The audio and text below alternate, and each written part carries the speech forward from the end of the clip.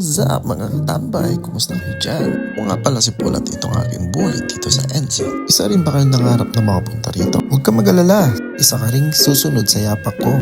Follow mo lamang ako at bibigyan ko kayo ng mga tips. Nagtatrabaho pala ako bilang isang butcher. Butcheran? Oh, alam nyo na, may pag-asa sa mga tulad natin. Alam nyo na yan. Kaya ikaw dyan, huwag ka na mag-how to apply. Lagi mo lang iisipin na kaya mo rin ang kaya ng iba. Kumapit ka lamang kay Lord at siya nang bahala sa iyo. Sa lahat ng mga nais mo, puspusang dasal at pagsisikap ang dapat mong gawin. At huwag kang maging kupal sa iba. Tandaan mo lamang na maging mabuti ka at pagpapalain ka.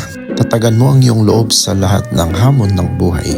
Kung dumaan at mapanood mo man ito sa iyong wall, baka pwedeng pa-follow na rin ako. Maraming salamat mga katambay.